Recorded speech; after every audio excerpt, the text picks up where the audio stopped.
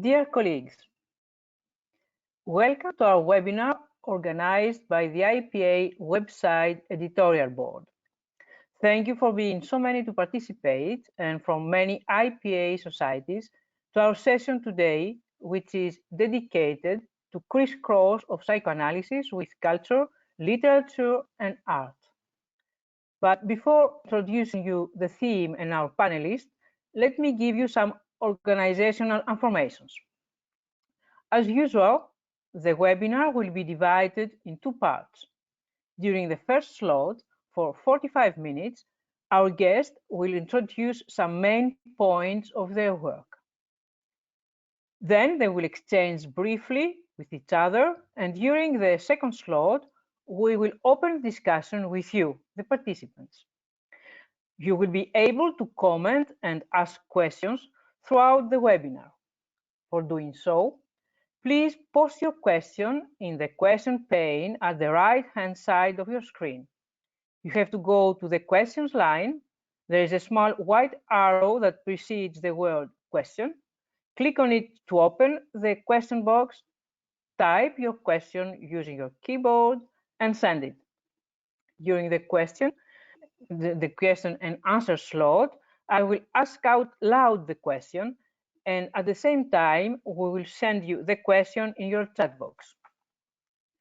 So today, focusing on the enigma of pain, we will reflect together on the articulation of verbal expression and affect, and on the psychic process involved in it, both in the cure of our analysants and in artistic production, poetry, painting, and plastic arts.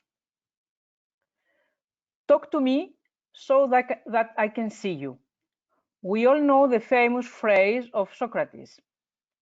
Freud described in detail that speech in the same word contains both the perception, the process of perceiving it, the mental image, the knowledge, and the recognition.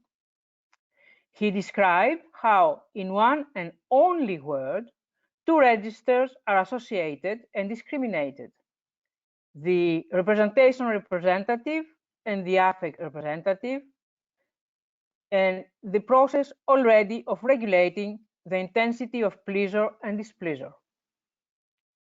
The constitution of the subject and of the object find here their masterful place. The subject is constituted as a desiring subject.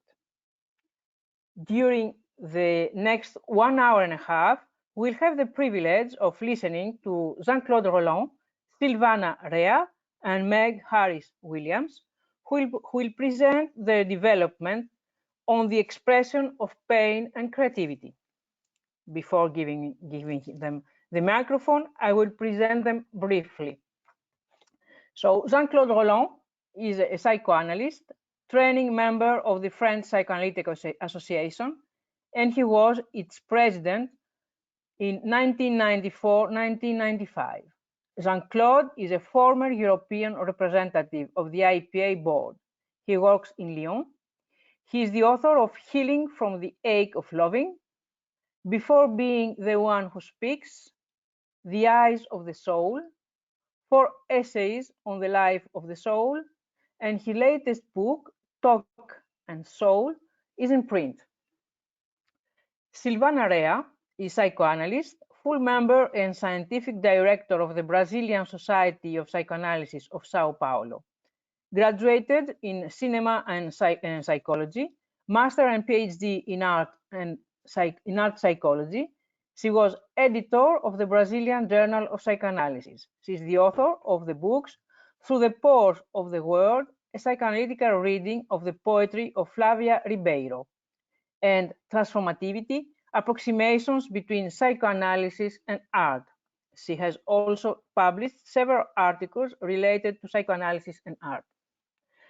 Meg Haris Williams, our special guest. She is a writer, artist, and literary critic specializing in the relation between psychoanalysis, aesthetic experience, literature, in particular poetry. Honorary member of the Psychoanalytic Center of California, she has published many books and articles on the relation between psychoanalysis, art, and literature. Meg has a lifelong psychoanalytic education, working closely with Donald Melger. She is visiting lecturer at the Tavistock Clinic and editor of the Haris Melger Trust. Her books include The Apprehension of Beauty, The Vow of Soul-Making, The Aesthetic Development, Beyond's Dream, Hamlet in Analysis, The Becoming Room, filming Beyond's memoir of the future, and The Art of Personality in Literature and Psychoanalysis. Her latest book, Dream Sequences in Shakespeare, will be published this year by Routledge. Jean-Claude, please.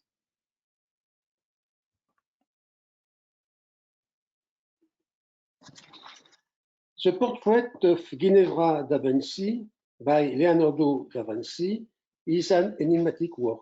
You have the image. It is the first painting with profane content executed by the painter. It demonstrated skill and technique which anticipated that which he would renew 40 years later with that of Mona Lisa. But as much the portrait of the Gioconda is radiant and enchants the gaze of the spectator, so that of Ginevra is dark. It painfully affects a look of a contemporary as it affected in that time that of Bernardo Bombo, poet and lawyer, ambassador of the city of Venice. This one was his lover at heart, being married. Ginevra, from a large Florentine family, was considered a poet of importance. She was also married.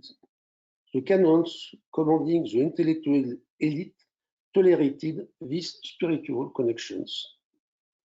The portrait was executed at the time when the Platonic lovers decided to separate. Him to return to his native city, she to return to a charter house near Florence and lead a pious and recluse life there.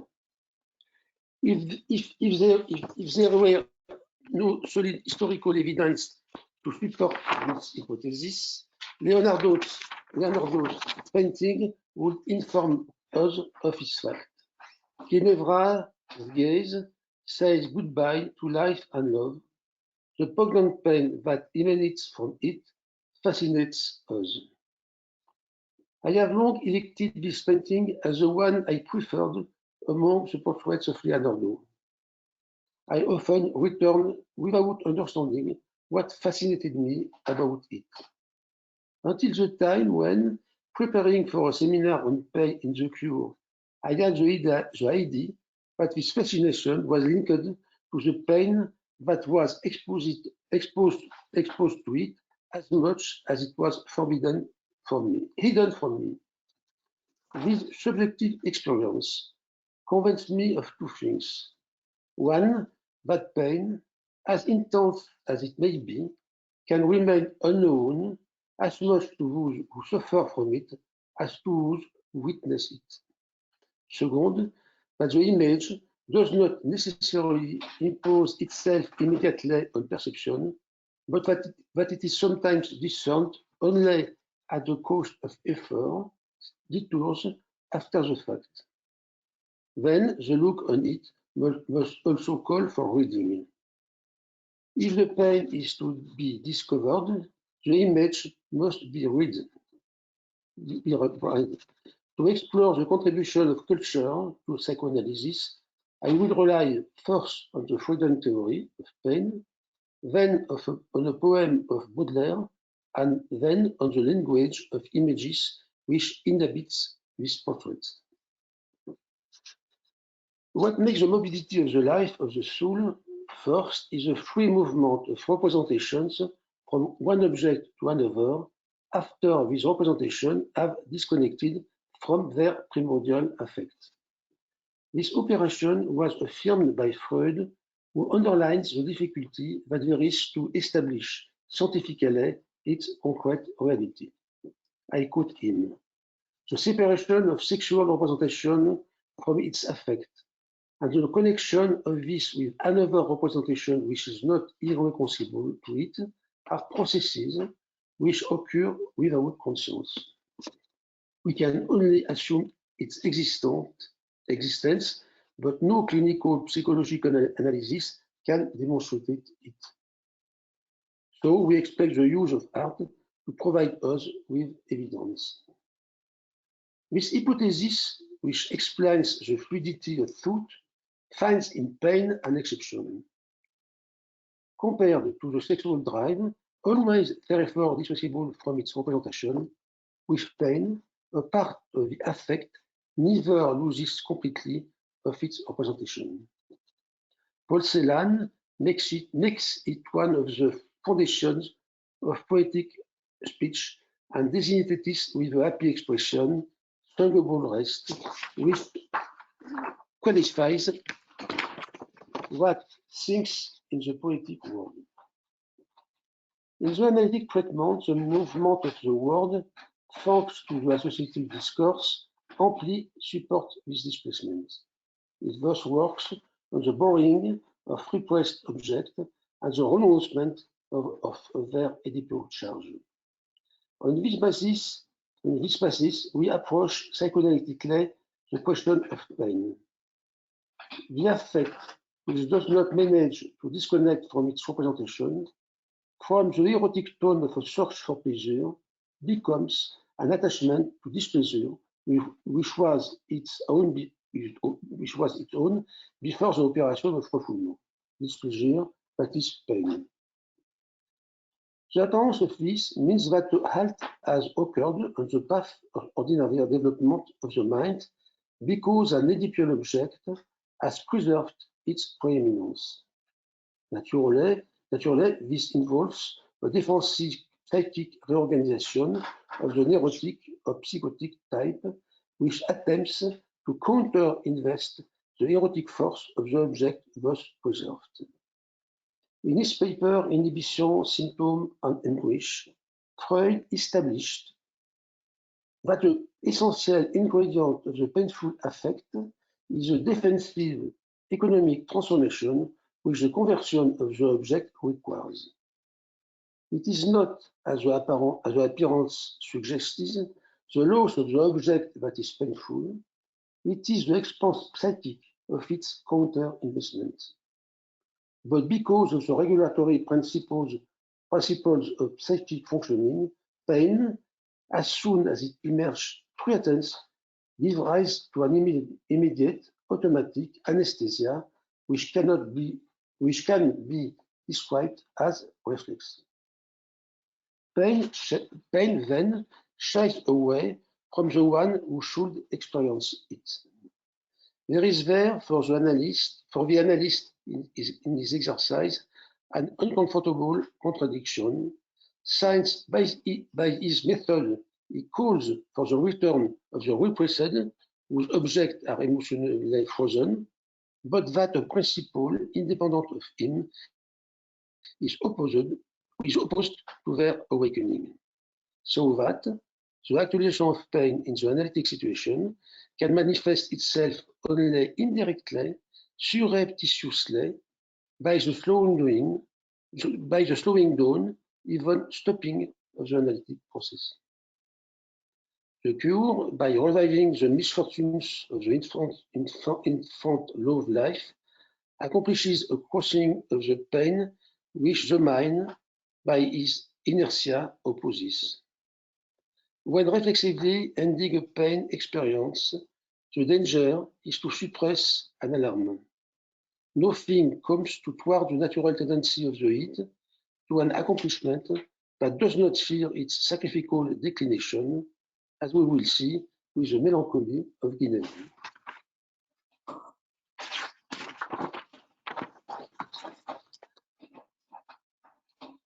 In pain, there will be three ingredients that are not necessarily present at the same time. One, grief related to the loss of love and object. Two, the counter-investment which it calls through images and semantics. Three, loss of an indicator that signals a danger. I have long thought that what differentiated analytic speech and aesthetic production was due to the effects that they make prevail in their respective economies. If the Oedipal affect characterizing infantile sexuality makes a massive return in analytic speech, poetic and pictorial writing summons pain. Pain and desire are psychic experience stemming from a common affect, libido versus infantile sexuality. But this too convenient opposition is not right. Overwhelmed by the noise of Eros, analytical theory struggles to give pain the place it deserves. We must revise upward its role on the analytical process. Conversely, it would be wrong to ignore the place that Eros has played in traditional poetry. It would therefore be fairer to speak in both cases of two currents of speech, which have a different spirit, economy, and vocabulary. One being guided by the search for pleasure, the other precisely by awakening and treating hidden pains. Another difference opposes these two activities. Desire circulates without constraint from body to soul. It unfolds indifferently in the symptom, in the dream, and in the romantic relationship. It inhabits speech without the mediation of any instance. Pain requires the participation of the ego and the cooperation of the consciousness. But the self can behave in front of it, like the hysterical in front of its symptom, by a beautiful indifference. This is precisely what gives this affect its eclipse functioning. It is there, but the pain is there, but we do not feel it.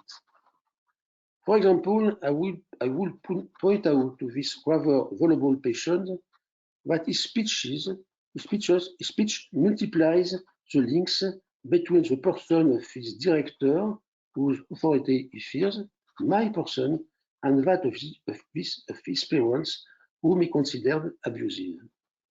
Immediately, the memory arises of a particularly noisy and painful period of his early childhood, a memory followed by a long, overwhelmed silence. The tide condensation of certain semantics blurred, denied a traumatic motion that the analogies of discourse and their interpretation have untied. What of this linguistic material, suddenly becomes significant when it is stated, previously operated as a constitutive mesh of a barrier against the drive generating the inner world and its melancholy. Thanks to the cure, this border has been reshaped. Pain, therefore, appears as the ultimate point in the attachment or desire to the object and manifests itself in speech that is not separated from its musical sensuality. Singing in associative speech does not impose itself frontally on listening to the analyst, but it is the subject of a subcommunal perception that fits his inner discourse. To access and treat the pain revealed therein, he must find the request for love towards his object, therefore giving full place to the primary process. The poem, too, it is quest for the figure of the object, after having awakened the pain, treated it extemporaneously. Excusez-moi, pardon. The pain, too, in its quest for the figure of the object, after having awakened the pain, treated it extemporaneously, found it an alternative and a relief. In the poem The Swan from Baudelaire, Starobinsky understands in this perspective the lines of the last verse. So, in the forest where my mind goes into exile, An old memory sounds as full blast of the horn, which respond in echo to the previous verse, and my dear memories are heavier than rocks. The dominant tragic, which initiated the poem around the swan escaped from its cage, and the figure of Andromaque exiled, both substitutes by displacement of the primary object, finally found, leaves room for hope. Here is a memory, writes this author, no longer petrified, but endued with a musical life.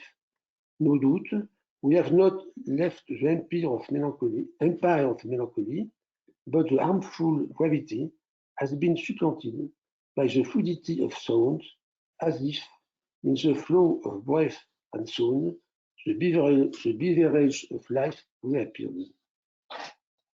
Note that this creativity calls for a regression, both topical, because seeking its source in the depths of the soul, and temporal by its use of a dead language which it revises.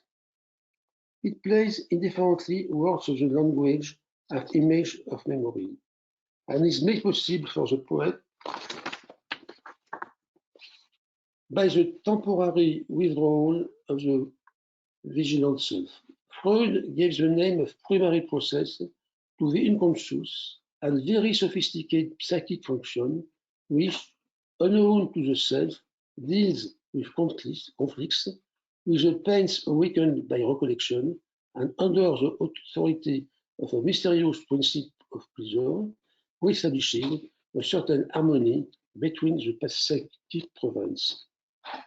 We also notice in this poem that the swan, this eponymous animal, representing the poet, suffers from the same pain as that affecting the beloved object, the heroine Andromaque, an inconsolable widow, as was the poet's mother. He thus reveals to us that pain acts like a mirror, that he reflects the loved object and claims to be the true representative of love for him. We will see this illustration with the portrait of Ginevra. And in this chiasmus, it finds the strength to reverse its course on its economy, to no longer be the effect of a separation, but the path of completion. Between two beings, pain could be what is most immediately shareable, or on the contrary, was immediately denied, and which radically separates them, makes them strangers. An adolescent, for example, having won friends in emergency because of the appalling civil war undermining our country, experienced for a long time the greatest difficulty in convincing herself that, not having experienced this misfortune, I couldn't understand her pain. She found it difficult to commit to her treatment. The pooling of pain presupposes the pooling of the object causing pain and could be the precondition for the establishment après coup of the transference. And so the pain would appear exactly at the moment when, due to the separation from the loved object, a self becomes foreign to himself, which made J.B. Pontalis said that pain occupies a median position between anxiety and the suffering of mourning, but also between narcissistic investment and investment of object. The coalescence achieved by the effect of pain between the loving subject and the loved object. Ah oui, seconde image, please. Can be seen in a very, no, second, following. The coalescence achieved by the effect of pain between the two loving subjects, no, the previous, the previous. The second one image. Bon.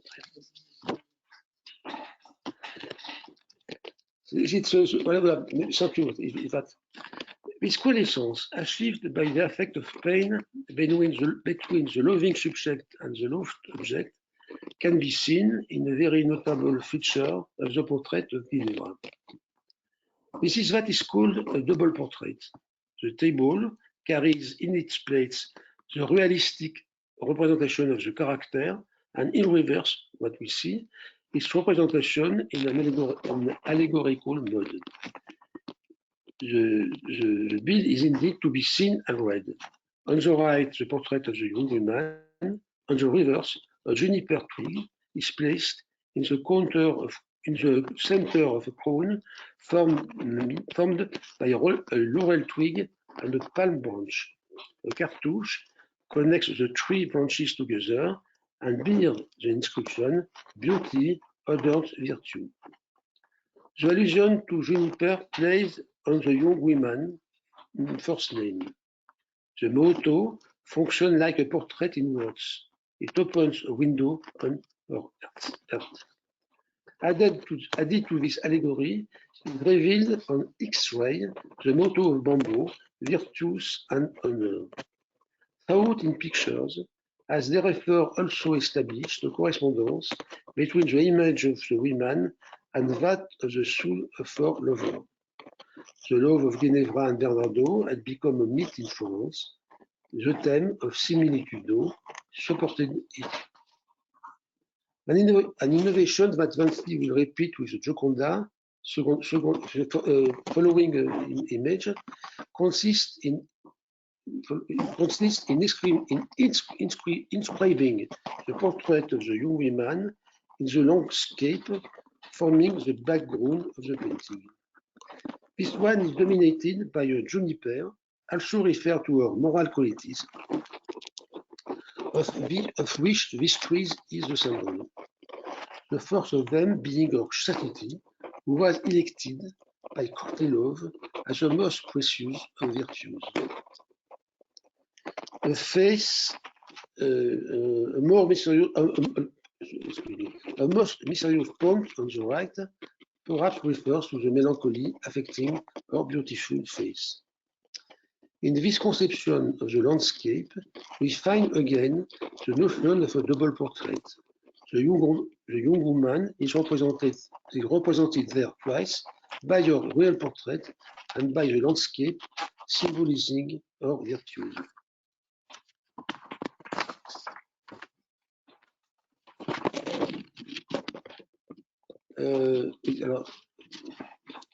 Pain, as Leonardo teaches, has an attraction, a seduction that cannot be ignored for a long time.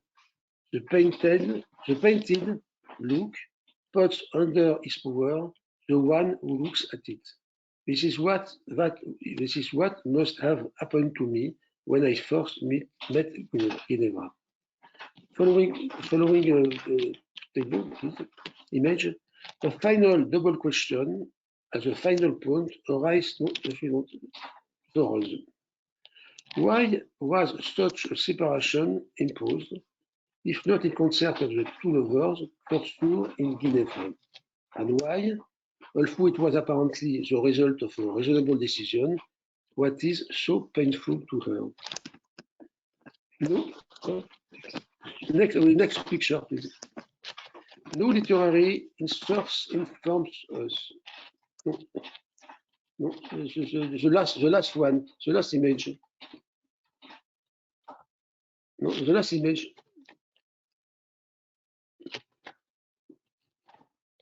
It's not the last image. The last image, there is no, il n'y a pas. Il n'y a pas.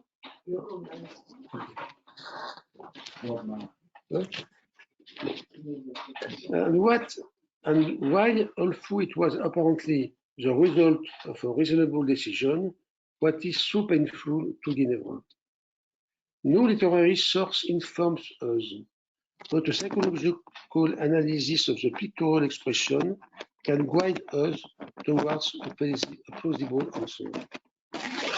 Let us already consider the rather precise opposition where this portrait is compared to that of Mona Lisa. The two paintings were initially the same size. The characters were arranged the same three-quarter way, hands resting on a parapet. Nevertheless, while Mona Lisa radiates life and happiness and offers herself fully to the adoration of her spectator, here we have a sad portrait. You are sure you have not a last photo? Her gaze is hidden from the viewer, although she is turned towards him, as if knowingly in a pathetic and obstinate refusal. The seeking eye seems to barely contain the sob. The look veils as much as it shows the upheavals with which her soul is affected. The young woman appears to us as in a process of disappearing or becoming over, as if accompanying the renunciation of the Oedipal object, the pain coincided with the very tragedy of the mind.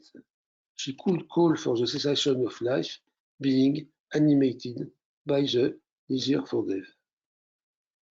It is undoubtedly the situation of similitude between lovers that prevents Ginevra from pursuing this link. Radicalizing excessively is courteous love. It irritated it without knowing it, and in an erotomaniac platonism that could have betrayed early fixation at the mirror stage. She got out it with violence. Alors, please, the previous photo, previous image. She got out of it with violence, as shown by her pallor, sleeplessness, and stubbornly closed lips. The language of the image makes the melancholy pain scream. It seizes the moment where Ginevra deals with vital rupture, which, however, threatens to annihilate her. She tears herself away from the loved one, like Narcissus from her reflection. By resorting to the Leonard's notebooks, we discover this reflection, which I quote, "Tears," writes here, "come from the heart and not from the brain." The painter also devotes a sketch to the canals connecting the heart to the eyes and allowing tears to flow there. This reflection, like this sketch, stems from an imaginary anatomy, which is, however, in accordance with ordinary physical emotional experience. It is in tears, merciful, even contained, that the heart finds relief from its pain. The pictorial discourse develops this motif and says what words cannot say, that pain is an emotion that comes from the heart, which is aphasic. 45 years after painting a portrait in the said mode, Leonardo had to appreciate the possibility of designing a portrait in an alternative mode, jucundus, that Latin word means pleasant, charming, and not sad. Perhaps, thanks to his pictorial activity, the painter himself, like the poet, converts his black melancholy into a musician melancholy.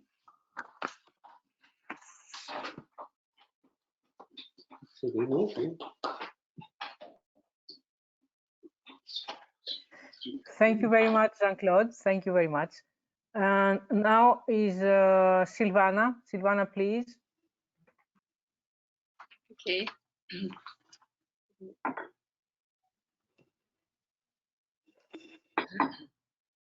Approaches between art and psychoanalysis are welcome and even necessary, but they demand a special attention. The artist on couch is the artist in the process of analysis. Outside the scope, what is offered for interpretation or reading is the artist's work.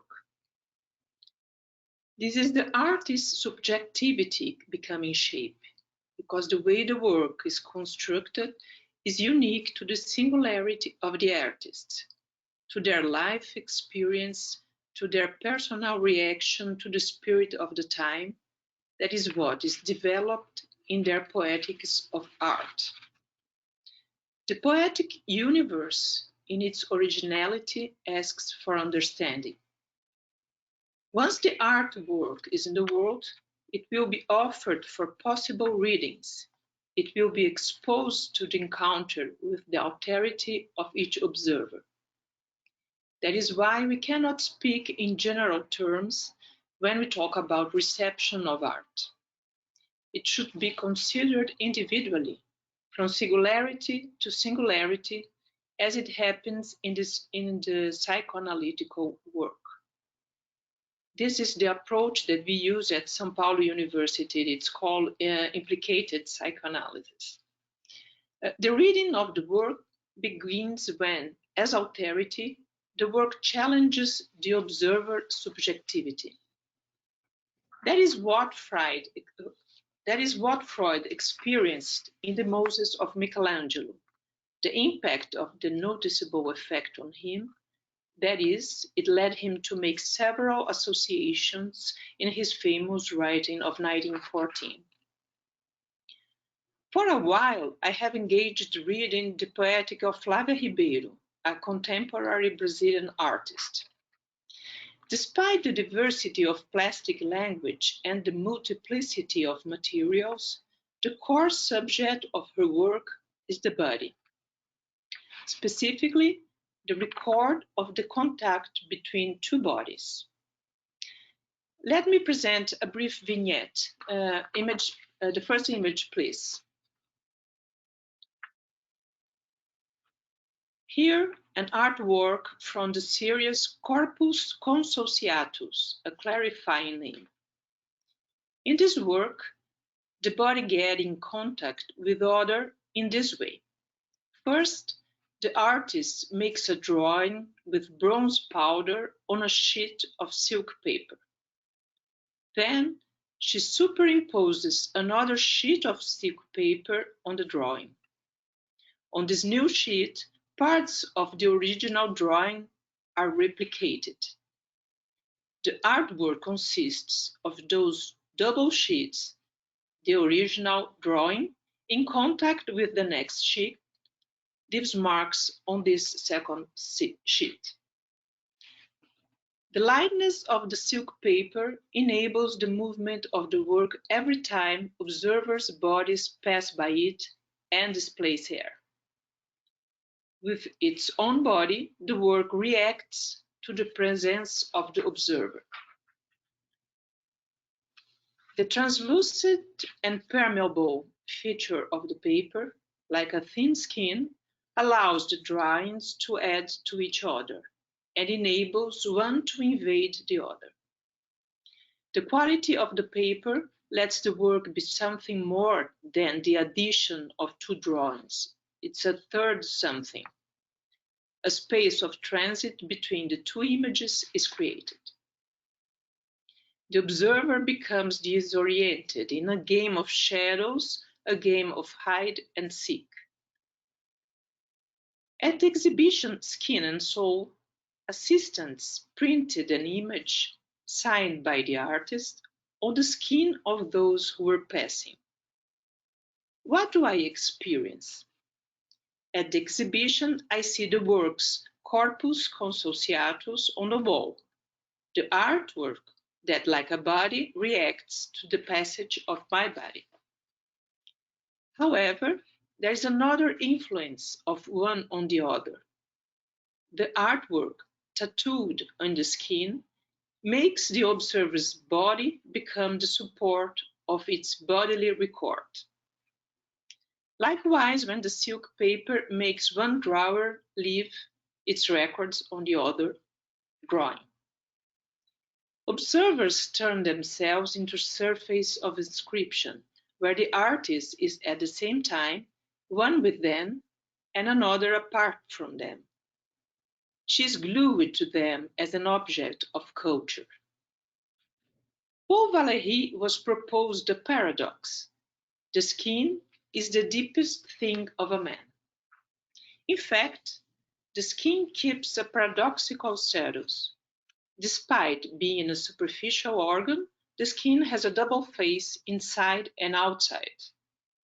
It offers a sense of perception that is both external and internal, a sense of feeling, touching and touched at the same time. When establishing a porous border, the skin overcomes any surface-depth dichotomy. A place of wellness, seduction, pain, and pleasure. The skin is the stage for libidinal investments. It separates and bonds. Through its fragility, the skin reminds us the original abandonment. Through its covering and elasticity, the skin protects us. Through its pores, the skin is a way of communication, transit, exchanges, limits of one's and other's territory. Through the skin, the formation of the psychic begins.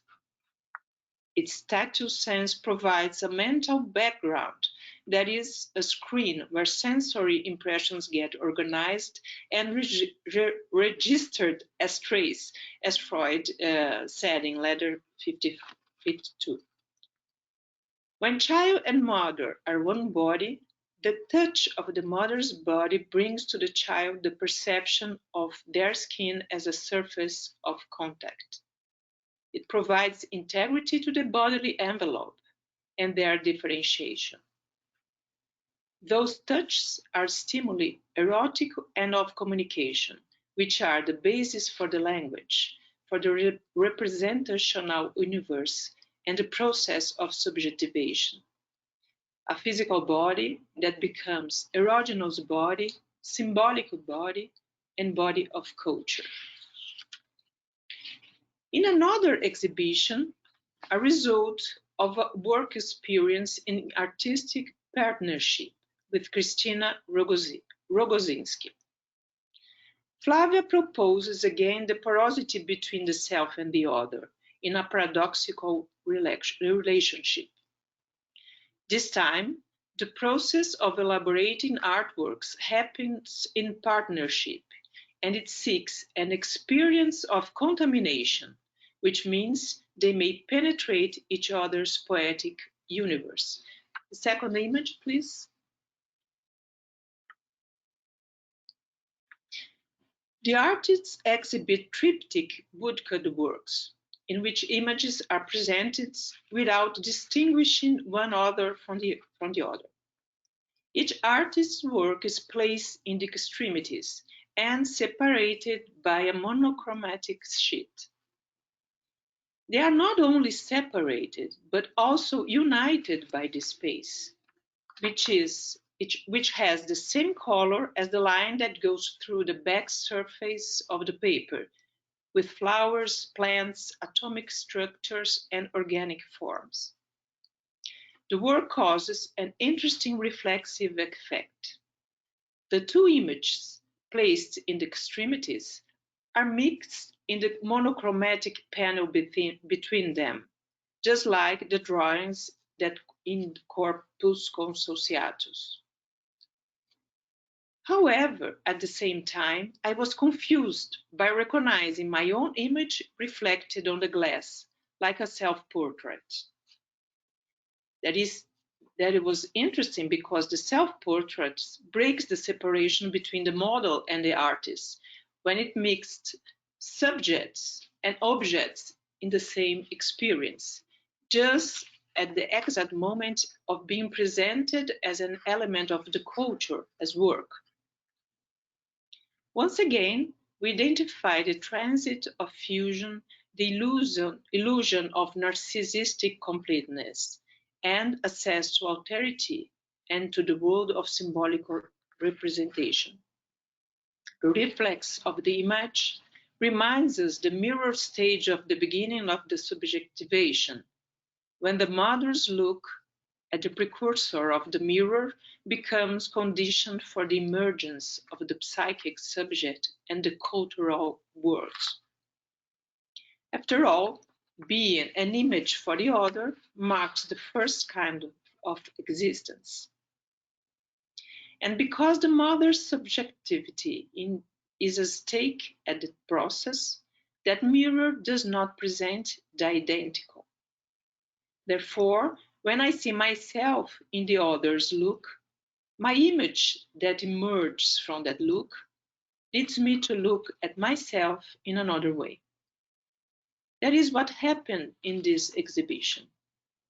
Flavia sees herself in another way when she looks at herself in Christina's look. When they build an artwork in partnership, the self and the other of each singular poetic deals with the fusion of a body for two, or in this case, a work for two. The artist, however, also seeks my look, where the opening of the artwork finds expression. At the same time, I see Flavia and Christina in images which permeates one another. I mix with them through the reflexive effect, and we share that porous skin that involves me in the self-other issue. The monochromatic sheet creates a space between, a transitional place of game for the one who sees and the other who is seen. It's a Didi Huberman, the name of the Didi Huberman book.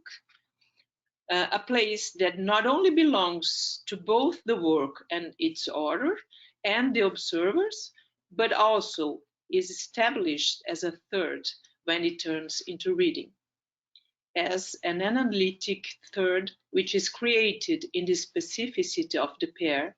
It enables at the same time being in one and being separate. In the construction of her poetic universe, Flavia plays with the issues of constructing herself and the alterity. She plays with the movements of being at the same time, inside and outside, being one and separate, being mine and yours, and not mine nor yours, but ours. That is the experience her works propose from the observers. But this experience of facing or constructing an artwork is always an experience of alterity, and as such, it causes pain. As such, it shakes or unsettles the comfort of identity. An artwork questions, challenges, makes me rearrange and think. As alterity, it shows something about us we don't know. It creates a game that disturbs our vision and leads us to build meaning for that disturbance. Therefore, it begins the game of figurability by opening a dimension of mediation and symbolic resignification, as psychoanalysis proposes.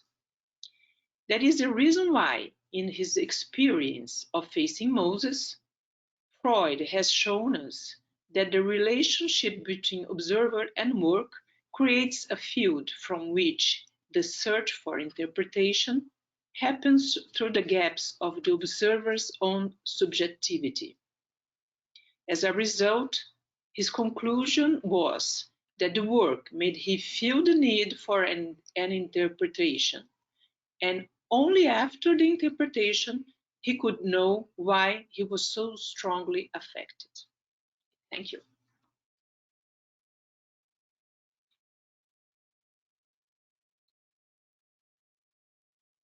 Thank you, Silvana. And now, Meg, please.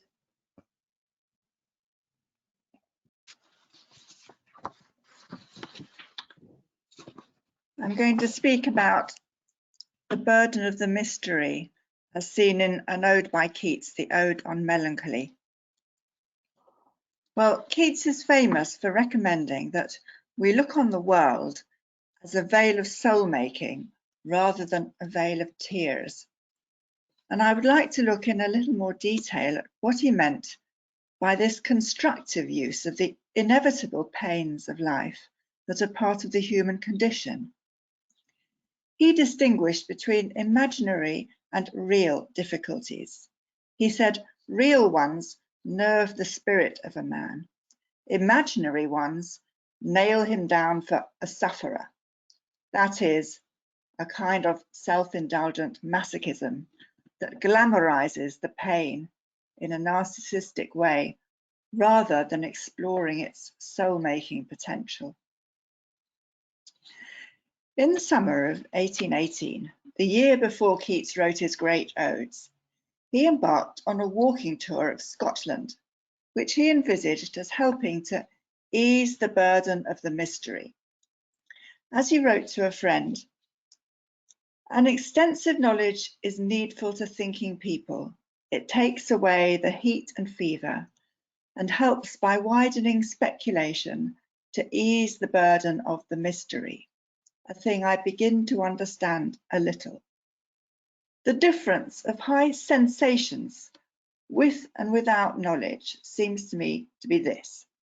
In the latter case, we are falling continually 10,000 fathoms deep and being blown up again without wings and with all the horror of a bare-shouldered creature. But in the former case, our shoulders are fledged and we go through the same air and space without fear." That's the end of the quote.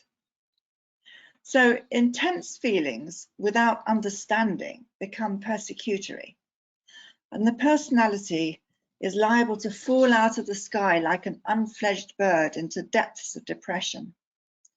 The only way to fledge the personality is through acquiring knowledge, above all, of course, self-knowledge.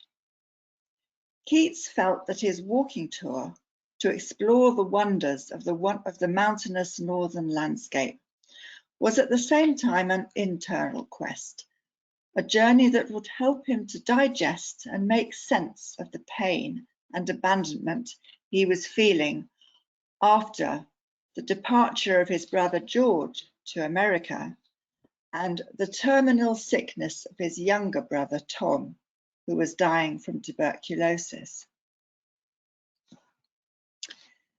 So in the Keatsian view, the mystery creates pain by its very nature, in particular owing to the unknown, uncontrollable qualities that evoke mixed emotions of wonder and loneliness attached to the object of contemplation or the relationship, meaning not just the external beautiful object, but the internal one. This internal dynamic is called by Donald Meltzer the aesthetic conflict, or by Bion the linkage between love, hate and knowledge, LHK. And the failure to cope with this mystery could result in a type of madness that Keats describes as losing one's mind on bleak mountains. And Keats prayed,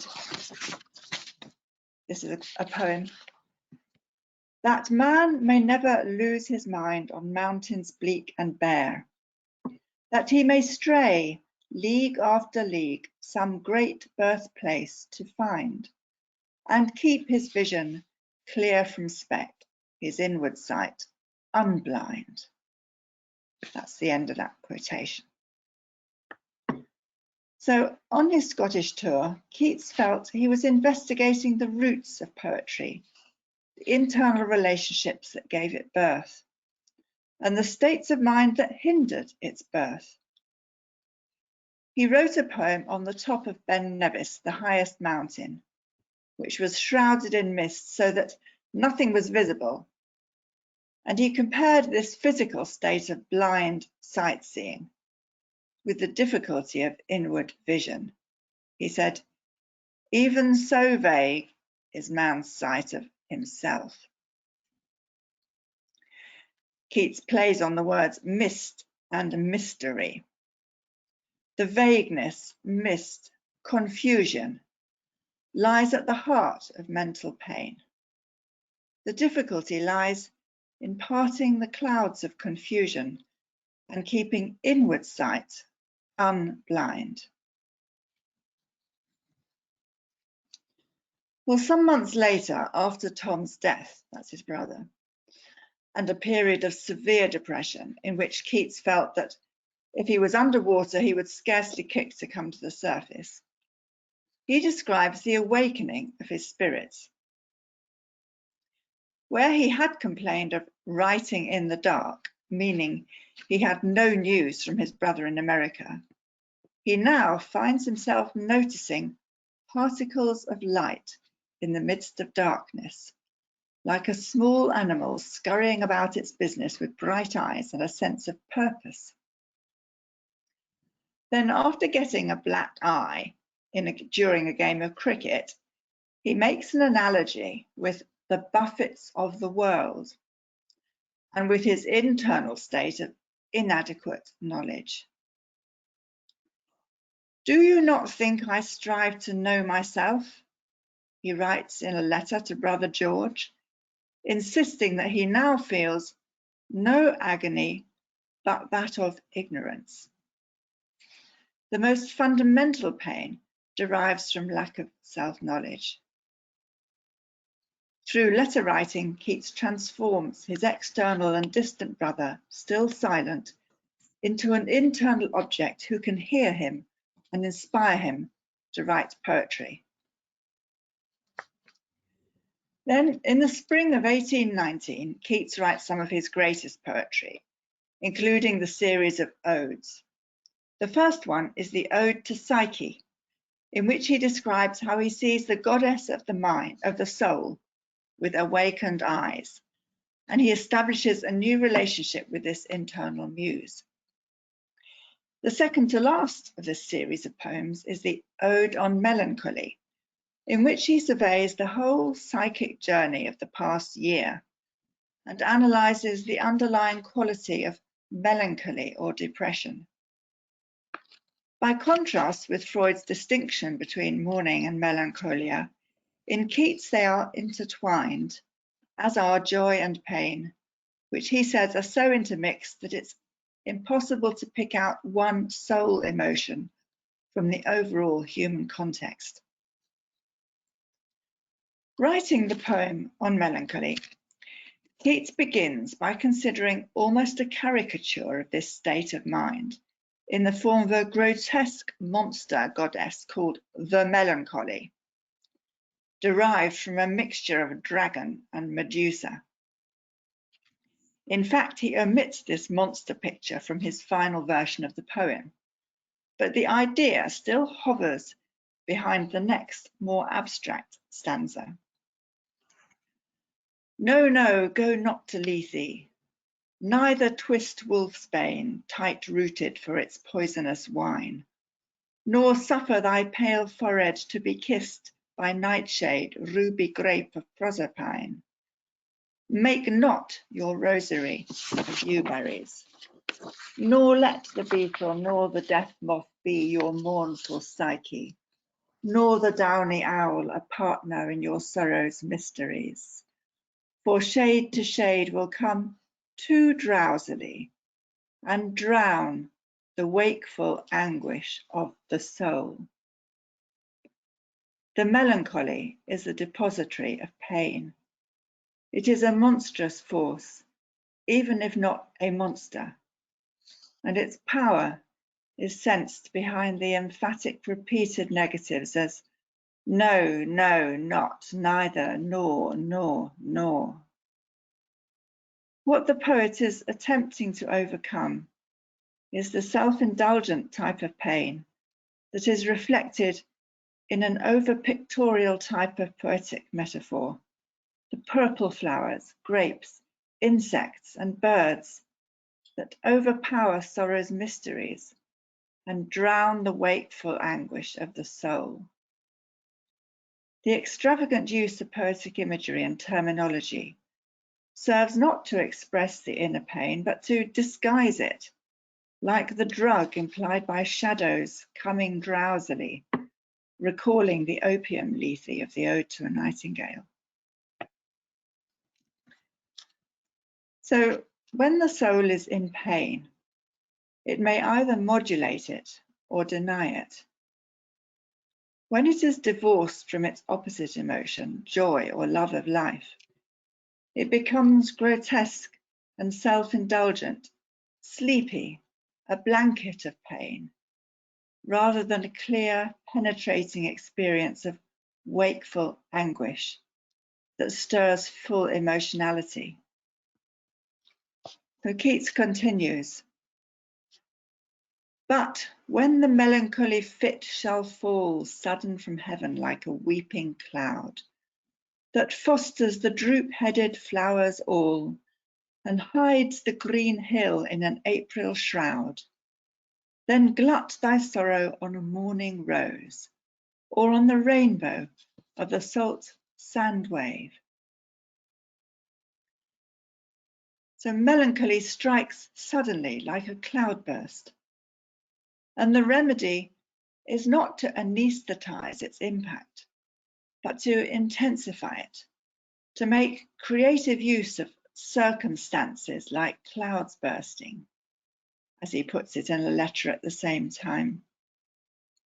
These circumstances are the unpredictable events that buffet us in life, and that we need to learn to process into material for soul making. That is, we need to symbolize and understand the emotional buffets that assault us from the heavens, whether painful or pleasurable, from psychic regions where we have no control. For Keats, this creative metabolizing of life's sudden sharp shocks is dependent on making contact with beauty, rather than succumbing to the grotesque, drug-inducing monster melancholy. He concludes his ode, like all the odes, with a new revelation about the truth-beauty equivalent that absorbs both pain and pleasure in its mental reorganization. Spiritual melancholy lies at the heart of the vision of beauty and the experience of joy. He says, she dwells with beauty, beauty that must die, and joy, whose hand is ever at his lips bidding adieu, and aching pleasure nigh, turning to poison while the bee-mouth sips. Aye, in the very temple of delight, veiled melancholy has her sovereign shrine, though seen of none, save him whose strenuous tongue can burst joy's grape against his palate fine. His soul shall taste the sadness of her might, and be among her cloudy trophies hung. This kind of pain is not extravagant and gaudy, but veiled, half hidden, to be intuited, not displayed or flaunted, in its central position in the temple of delight. Originally, Keats began this stanza with, she lives in beauty, echoing a phrase of Byron's. He was persuaded by his publishers to change it, but the first phrase is more accurate and in keeping with the vision of the poem as a whole. Beauty and delight are psychic spaces rather than personifications, in which melancholy is the occupant lying at their core. The sadness is owing to the recognition of death. Beauty that must die is an inextricable feature of the apprehension of beauty, as Meltzer calls it. The link between self and object on which creative and developmental response is founded.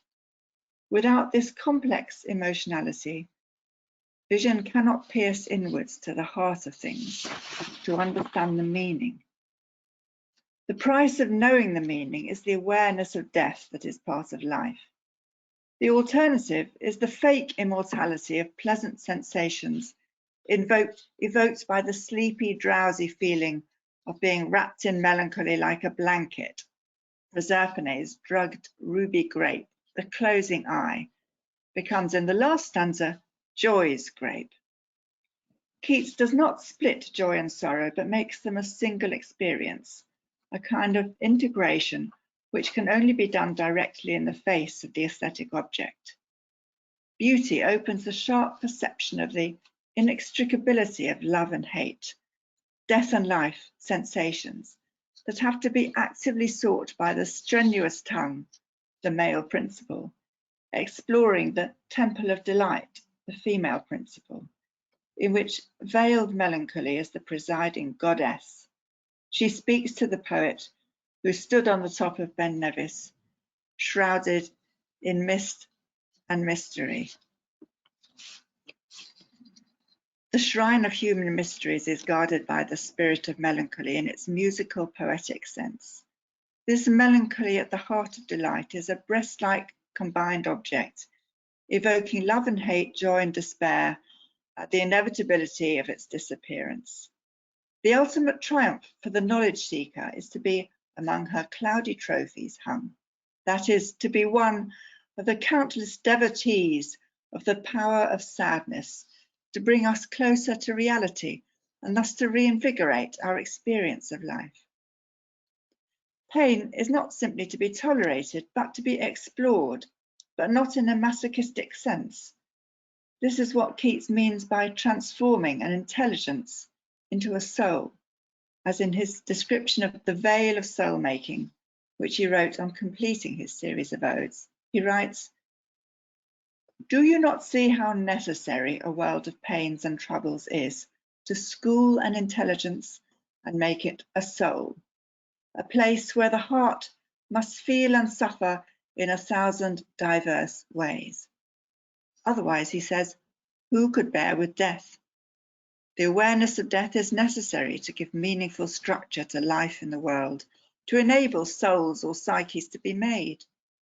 For although everyone has this innate potential, not everyone can use it fully, and certainly it requires mental work to acquire an identity, because there may be intelligences or sparks of the divine in millions, but they are not souls until they acquire identities, until each one is personally itself." So, as in Bion's and other analysts' conception of the purpose of psychoanalysis, the goal is for the individual to become himself. The goal is not to pluck out the heart of the mystery, as Hamlet objected, but to constructively face the mystery with the turbulent emotions inevitably aroused. Aesthetic conflict gives melancholy its true developmental place, not just the pain of the absent object or of no longer believing in permanent possession of the object, but meaningful soul-making pain.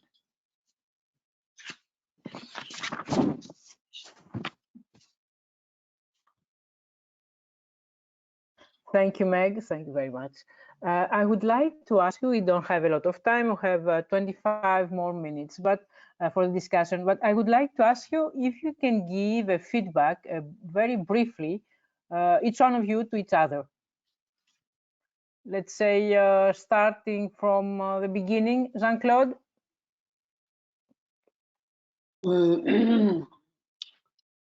So I begin with the beautiful, deep reflection of Silvana.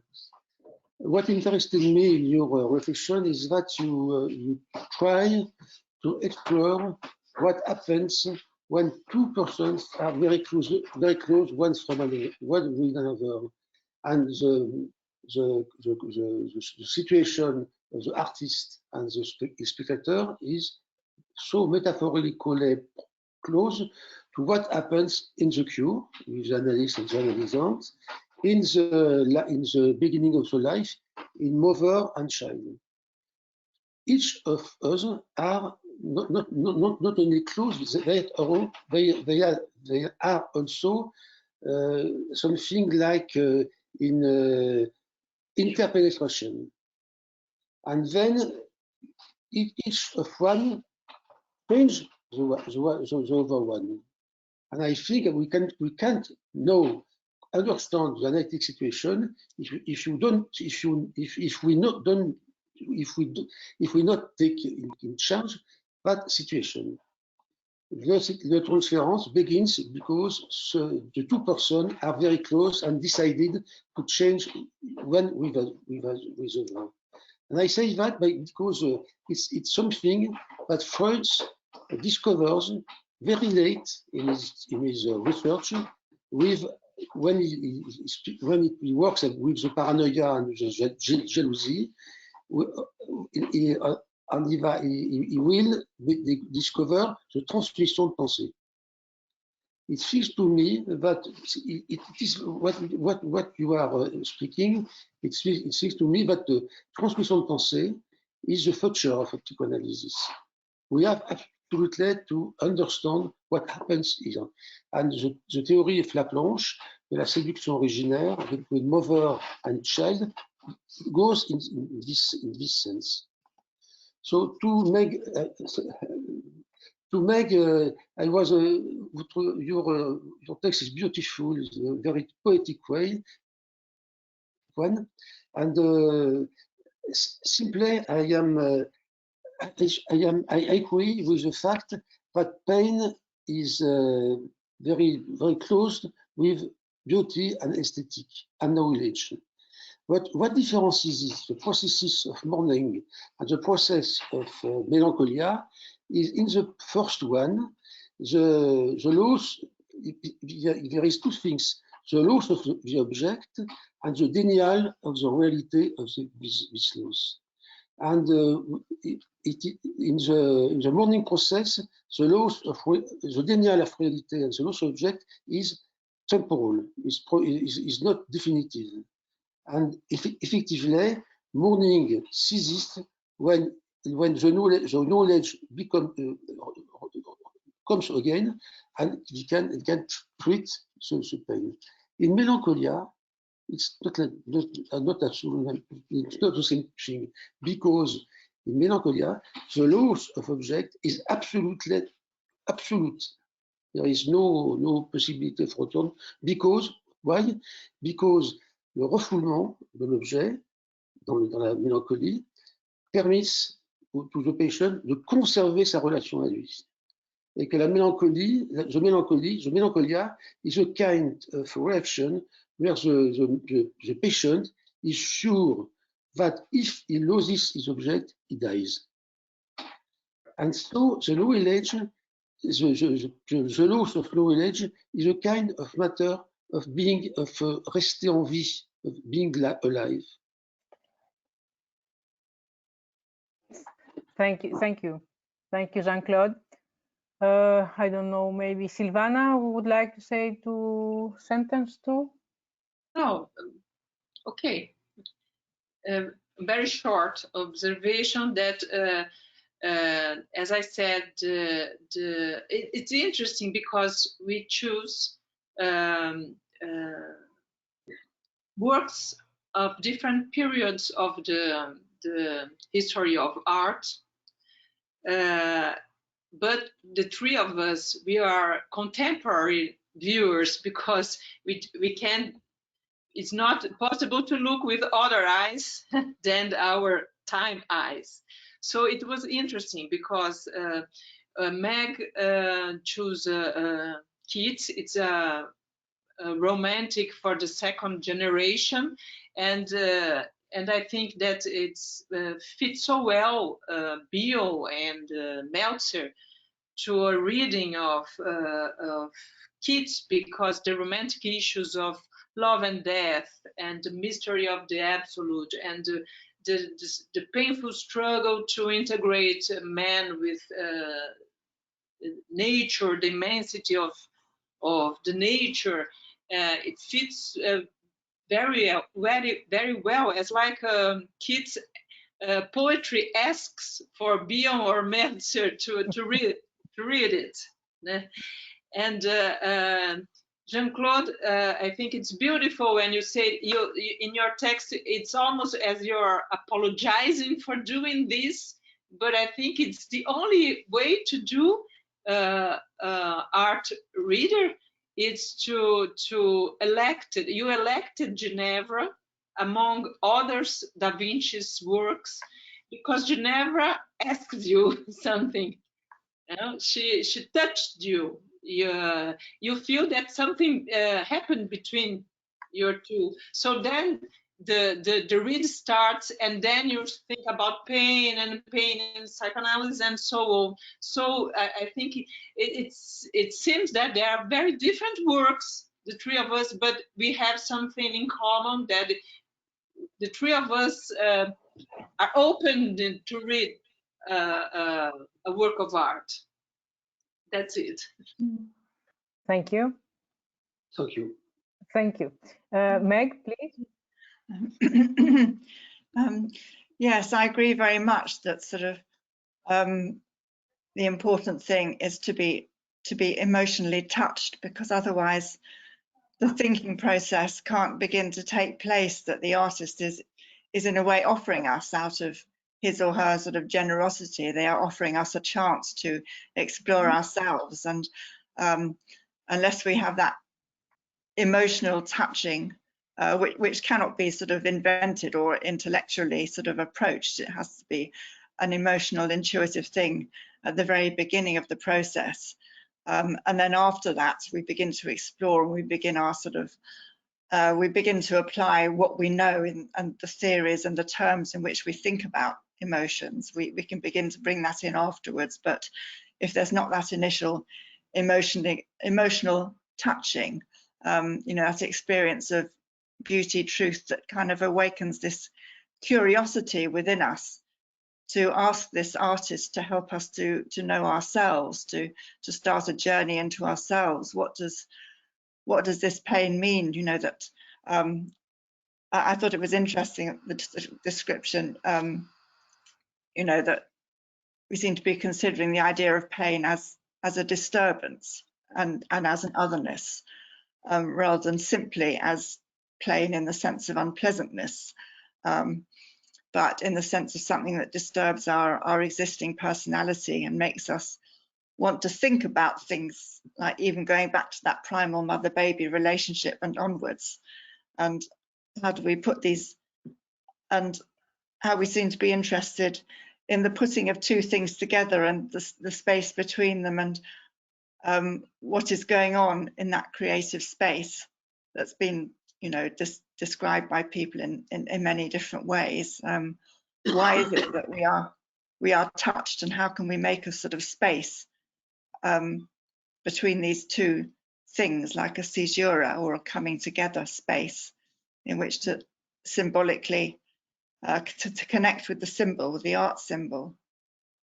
I was very grateful to be reminded of Ginevra, because I'd sort of forgotten about Ginevra for a long time, and I was terribly struck by the way that she is.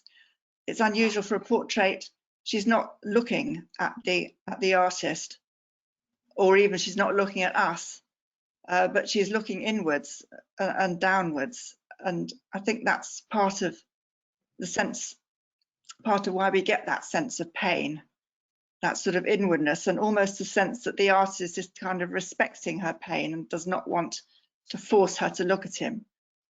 Whereas the Mona Lisa is so self-confident. She says, "Oh, I'm the one who's got the enigmatic interior, but I'm quite happy in myself, and I'm just looking at you, and you can think what you like. I invite you in, but you won't ever get to know me." Whereas Ginevra is much more vulnerable, and it's like the artist is kind of respecting the space around her. Okay. Thank you. Thank you, all of you. Now the question of participants, because we have some questions and we don't have a lot of time. A question for Mr. Roland. The passage from pain to pleasure in the creation and even the perception of an artwork, be it a poem or any other artistic or even scientific creation, is related to repression. Could you please,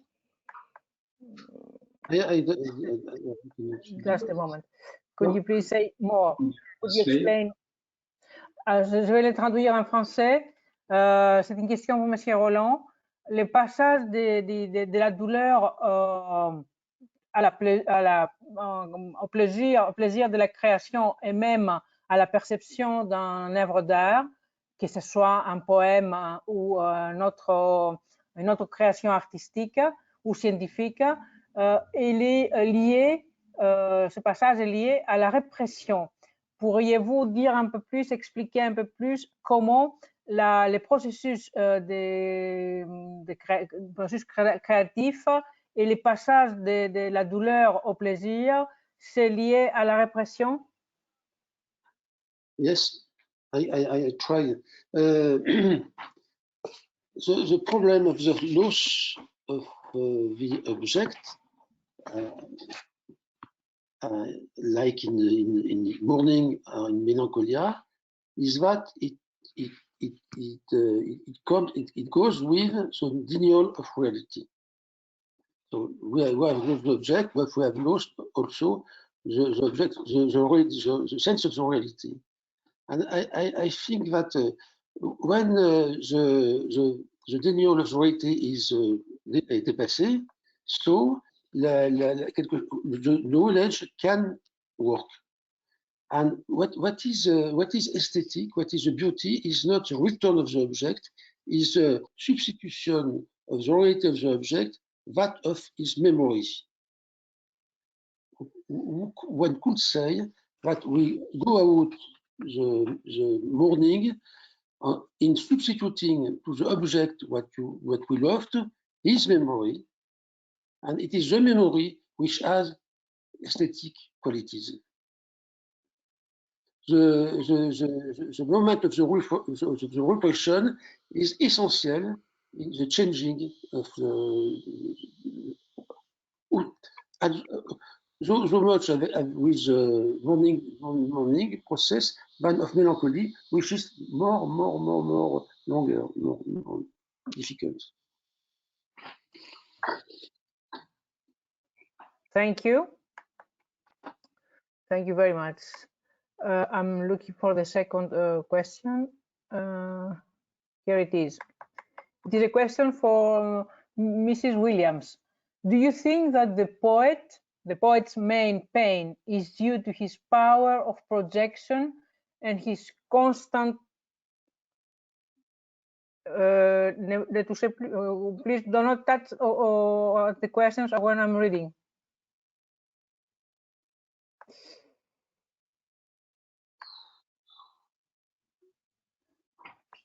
Was that the question? I lost it. Oh. So please don't touch on questions when I'm reading them because I cannot go on. It's for Sebastian. Thank you. I cannot find it. Merci Sébastien, ça me fait plaisir. Alors, it's in the chat box. Oh, okay. Do you think that the poet's main pain is due to his power of projection and his constantly shifting person that eats up his inner time? Je vais le traduire en français. Est-ce que vous pensez que la douleur principale d'un poète, il est dû à la force de projection, à sa force de projection et sa constamment changeante personne qui bouffe, qui mange son temps interne, inner time?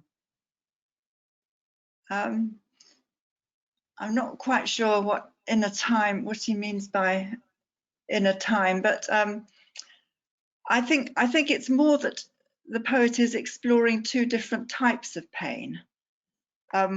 One of them is a kind of self-indulgent pain, which, yes, is created by projection. So he creates this monster of melancholy, who is very grotesque and really symbolizes something like masochism.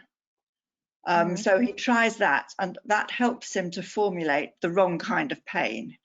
So he knows that is not the kind of pain that is any use to experience. And so then he starts a more sophisticated movement of projection and introjection, a kind of internal dialogue, in order to create a different model of the experience of pain, which is this shrine of melancholy, which has joy at the heart of it, so that the two things become part of a single symbol. So he's replacing an exaggerated masochistic view of pain with a more developmental, constructive view of pain.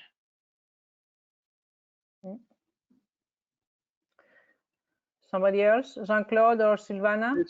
Just a word. As always, what is painful is a work. In French, we speak of morning work, not of morning process. And Freud himself speaks of work. What is a work in the morning process is to renounce the object. As long as the object is not the object of our renouncement, it is not lost.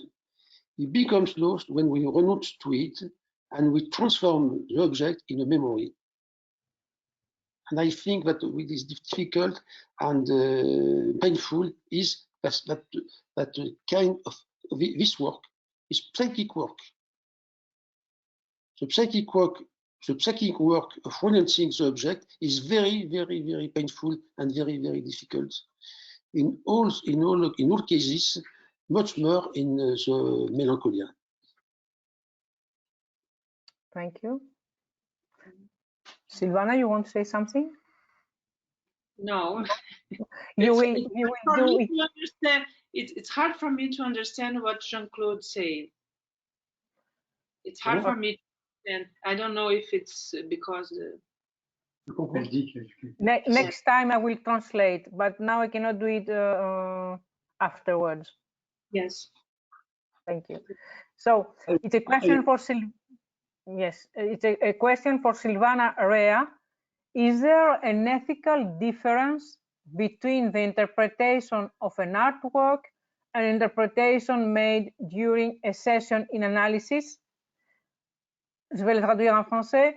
Est-ce qu'il y a une différence éthique entre l'interprétation d'une œuvre d'art et une interprétation faite pendant une séance d'analyse? Well, I'm not sure that there's a difference, but I think that it's very different if you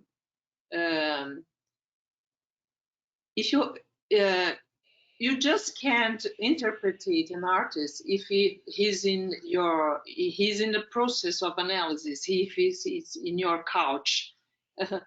If he's not in his couch, I think it's not really, I can say, ethical if you interpret an artist through his artwork. The artwork itself, it's offered in the world to be interpreted as authority for one who can read it. Not the artist. The artist is inside, or he's formatted in his artwork. So I think you take a risk to do like a savage psychoanalysis if you read or you try to read the artist or the life of the artist of the psychopsychology of the artist through his work. The work itself is enough and put in the word to be reading. Can I? Yes. In the analytic situation, we don't interpret. We work with our language, with the language of the patient, in order to let him renounce to his object.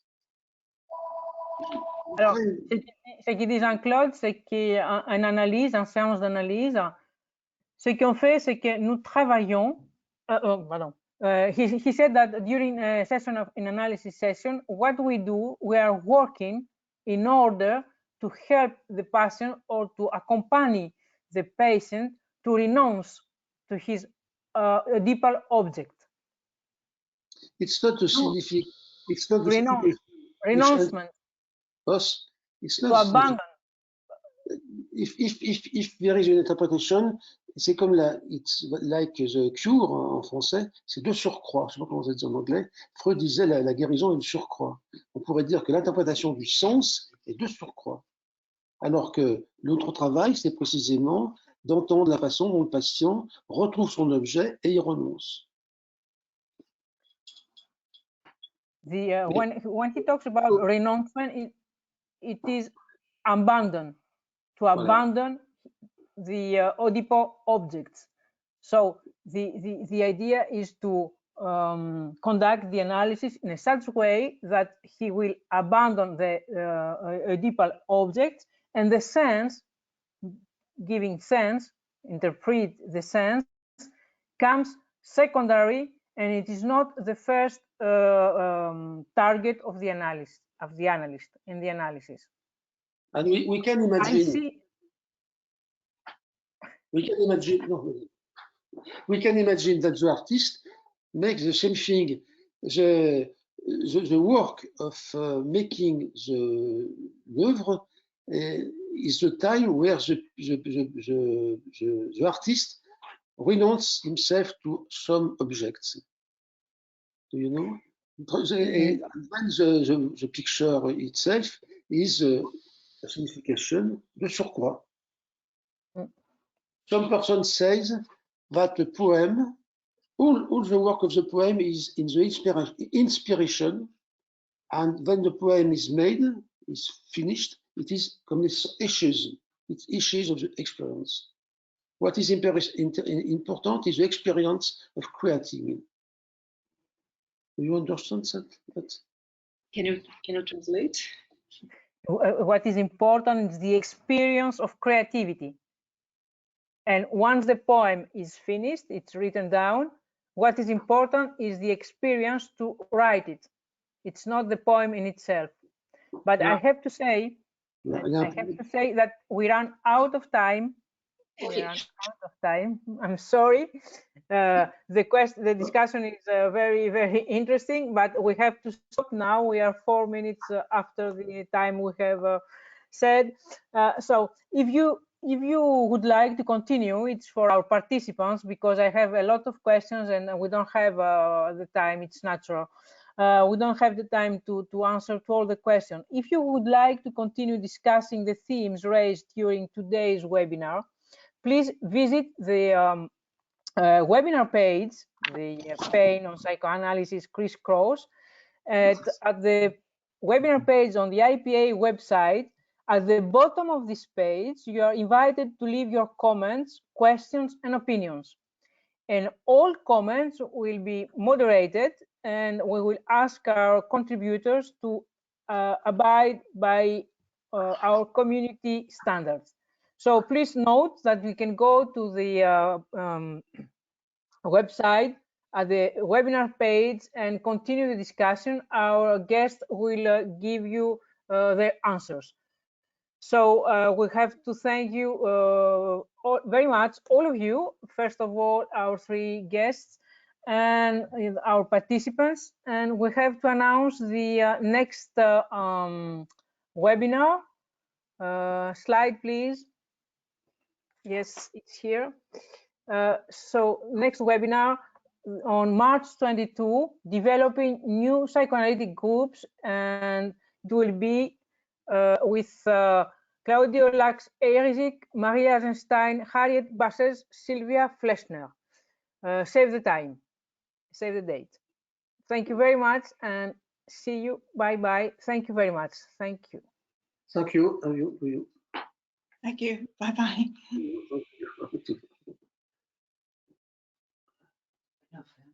Voilà.